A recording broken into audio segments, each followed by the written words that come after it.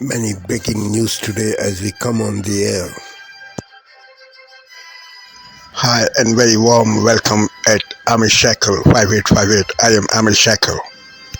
Following news headlines have been reported by world major English news channels and news agencies. So please watch it.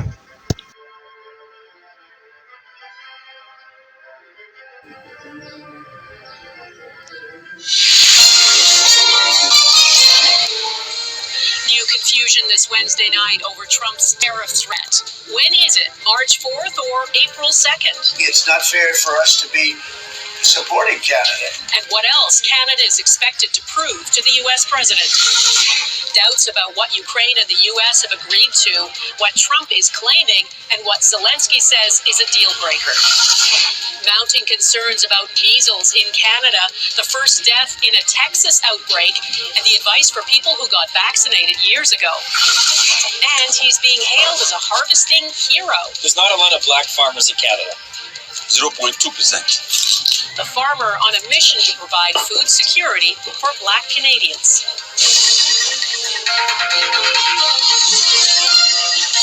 Global National with Donna. Tonight at the president's first cabinet meeting, it was all about Mr. Trump and Elon Musk, the tech billionaire defending Doge's efforts to slash billions in spending, but noting mistakes too. It comes as a government memo is telling agencies to prepare for mass layoffs. After President Trump suggested the U.S. could redevelop Gaza into a Riviera, the controversial AI video he posted showing him dancing at a building with a sign for Trump Gaza. The measles outbreak turns deadly. An unvaccinated child is the first known death should people get booster shots. And what Health Secretary RFK Jr. is saying, the twist in the Adnan Syed case, convicted, freed, but his future in question again. My exclusive with the Baltimore prosecutor who isn't abandoning Syed's conviction. Would you bring this case today based on the evidence you have today? Based on the evidence that we have today, yes, we would. No doubt. No doubt. The future of the road, a network of chargers, was supposed to power EVs across the country. But now the White House has pulled the plug, what it means for drivers. This is NBC Nightly News with Lester. Jillian Michaels is the host of Keeping It Real. So keep it real, Jillian. What do you think of Musk and Doge?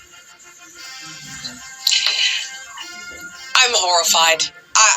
If I was to play devil's advocate, the argument would be, hey, slow down, make sure you don't break something, be very precise with this. But as you run down that list, and I have listened to the counter argument many times to try to maintain neutrality and be intelligent about this, I am horrified by this stuff. And I can only imagine that the average American who lives paycheck to paycheck, that when they see their tax dollars funding stuff like this, of course they're outraged. Of course they want to drain the swamp. Who doesn't? Play devil's advocate. Why not give money for Ukrainian fashion shows? Jesse, I can't even begin on that one. What I can tell you is that it's clear some of this funding is like a CIA slush fund. There's obviously a lot going on here that the average bear like myself does not understand, but where there's smoke, there's clearly fire. This is a brain tumor, essentially. And when you're going to remove that brain tumor, you kind of want to be precise about what you're removing and how you're removing it. Be methodical, be careful. But at the end of the day, this is just insane. And the email that he's asking people to respond to as a boss, you have reviews for your employees. What are you doing? What are your job tasks every single day? What are the things that you need? What are the things you're not getting? Holding them accountable. The fact that we can't ask people to take 30 seconds to answer an email without appearing draconian is absurd. It's absurd. Tonight, several breaking stories as we come on the air. The well-known actress found dead in her New York City apartment by her mother. What we've learned. President Trump's first meeting with his cabinet calling on Elon Musk first. The measles outbreak in the U.S. turning deadly now. The first child to die from measles in a decade. So what's going on? First tonight, President Trump meeting with his cabinet for the first time. Elon Musk standing over the room, describing what his team is doing. And tonight, President Trump's new message for the million federal workers who haven't responded to that email, asking for the 5 things you've done at work in the last week or risk getting fired. Also tonight, the stunning death of a well-known actress found in her New York apartment. Michelle Trachtenberg, known for her roles in Gossip Girl and Buffy the Vampire Slayer. It was her mother who discovered the body and what authorities believe happened. Tonight, the dramatic turn, California's governor and his bombshell move involving the Menendez brothers. Tonight, the measles outbreak in the U.S. turning deadly, and child becoming the first patient in a decade to die of measles in the U.S. The disease had been eradicated in the U.S. in 2000. So what's driving this? President Trump's blunt message to Ukraine tonight about joining NATO, telling them, quote, forget about it. It comes as President Zelensky plans to visit the White House this week. Tonight, the heists here in the U.S., multiple freight trains targeting millions of dollars worth of Nike sneakers. What makes them so valuable? Thieves striking at least 10 times. The images coming in the small plane crashing into a mountain in the Northeast. Rescuers braving difficult conditions. Tonight, the airline facing questions after passengers say they were forced to sit next to a dead body on the plane for hours in mid-flight. And tonight, our Will Reeve on a journey that first began with his father, actor Christopher Reeve, retracing his father's steps, where it led him, and what Will discovered right here tonight. From ABC News World Headquarters in New York, this. From CBS News Headquarters in New York, this is the CBS Evening News. Good evening, I'm Maurice Dubois. I'm John Dickerson. There is nothing more tragic than the death of a child, especially so if the death was preventable. And that is how we begin tonight. With the death of a child in Texas from measles, the first measles death in this country in nearly 10 years. Measles deaths, even measles cases, are rare because the disease is preventable with a vaccine that has been available for more than 60 years. There is an outbreak of measles in Texas among people who were not vaccinated. That includes the child who died in Lubbock. Omar Villafranca is there for us tonight. Omar? Good evening. This outbreak is really impacting how hospitals treat their patients. You're watching Sky News. I'm Nick Thracian. Here are the headlines at 5. Sir Keir Starmer arrives in Washington ahead of perhaps his most consequential challenge yet as Prime Minister. He'll meet Donald Trump, who made it clear during his first cabinet meeting who's the boss. Is it your view of your authority that you have the power to call up any one of or all of the people seated at this table and issue orders that they're bound to follow? Oh, yeah, they'll follow the orders, yes. Digging in, we see the mineral mining set to secure Donald Trump's financial backing for Ukraine as its president prepares to sign a deal. It could be about to become critical for Ukraine's security if this is what it takes to lock Donald Trump into supporting Ukraine for the long term. Plus, the moment consumers may start to feel the heat over adapting to climate change. The latest advice on homes, cars, and cutting back on meat.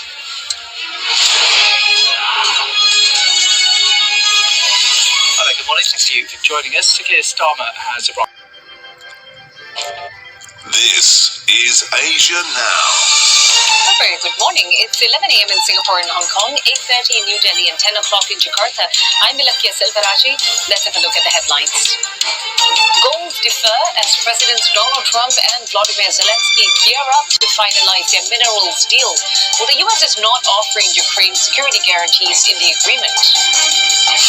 South Korea's intelligence sound the alarm on the north, sending more troops to Russia. It's believed about 1,000 soldiers were sent over in January and February. Israel and Hamas hold their final exchange of hostages for prisoners under phase 1 of the Gaza ceasefire. Mediators hoping to make progress on the next phase of the truce this weekend. Now Hamas saying it's ready to start talks.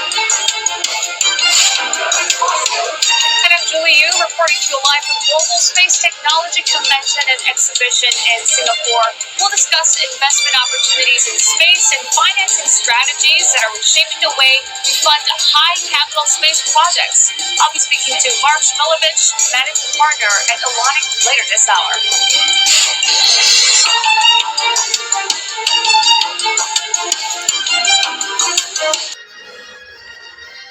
TV.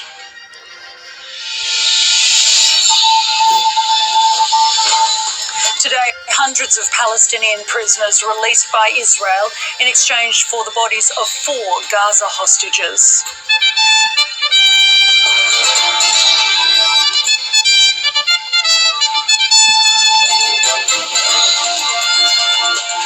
Also ahead, the government signs off on a partnership deal between Virgin Australia and Qatar Airways. Australian sporting stars disgusted by commercial radio host sexist Matilda's Ranch. And the ABC launches the Your Say initiative, finding out what matters most to voters ahead of the federal election.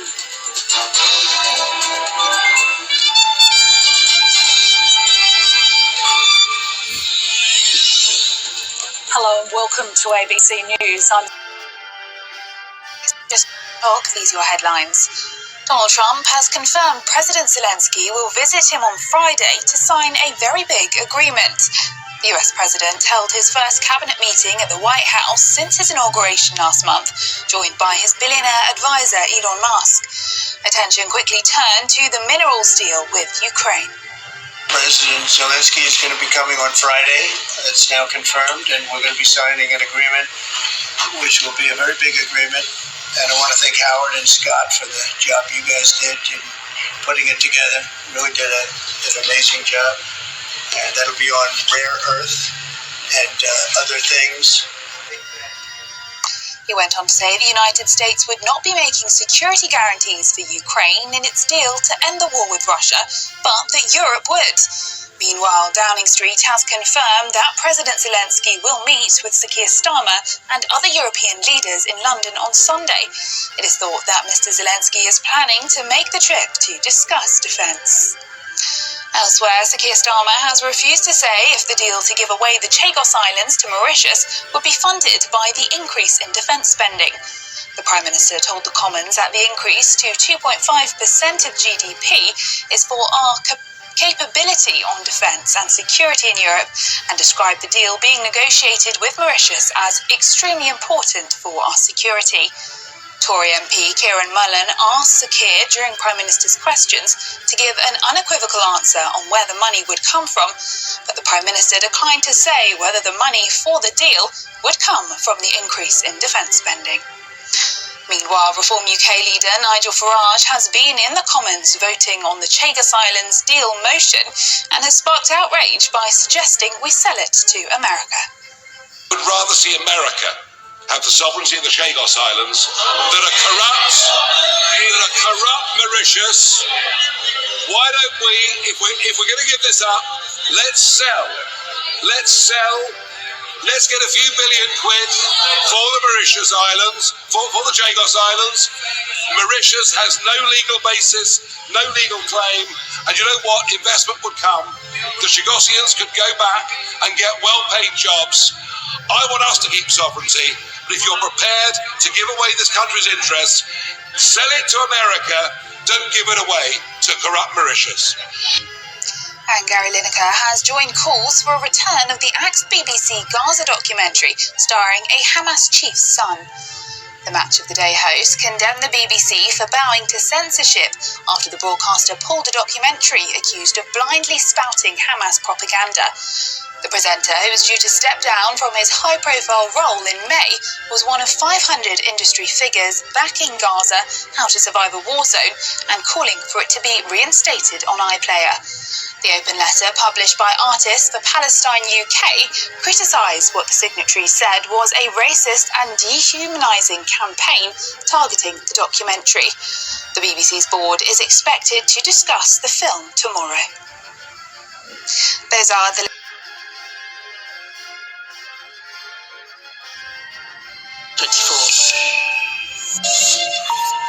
Good morning, I'm Oliver Farry and this is Daybreak. The final exchange of the first phase of the Gaza ceasefire takes place as Hamas returns the bodies of 4 hostages to Israel, while Israel releases over 600 Palestinian prisoners. The exchange happens days after a standoff between the two parties that threatened to derail the ceasefire. Donald Trump says Vladimir Putin is willing to make concessions on Ukraine, but he also ruled out Kyiv ever joining NATO. Trump also expects Volodymyr Zelensky to sign the minerals deal when he visits Washington on Friday, but the Ukrainian president wants a security guarantee. The European Union vows to respond firmly and immediately to any tariffs the Trump administration imposes on European exports. The US president on Wednesday said his administration would be going ahead with 25% tariffs on goods from the EU, adding that the bloc was established to, quote, screw the United States. And as carnival season gets underway, we'll be heading to Bolivia and the Andean town of Oruro, which gets into party mode for the next week for the country's biggest carnival.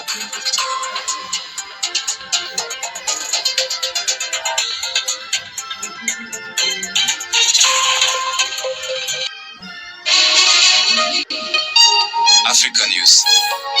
The news.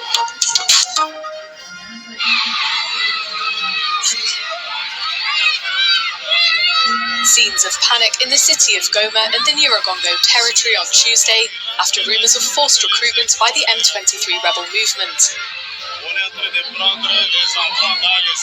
Panic-stricken parents rushed into schools to collect their children, while others ran for their lives. School officials and M23 authorities strongly denied allegations of forced recruitment. The rebel movement calling the allegations part of a disinformation campaign. The new M23 authorities in Goma called on the public to remain calm, insisting that no recruitment was taking place in schools. They also stated that M23 had never carried out any forced recruitment in the areas under its control. Despite these denials, the panic has created a climate of fear and uncertainty in the city of Goma.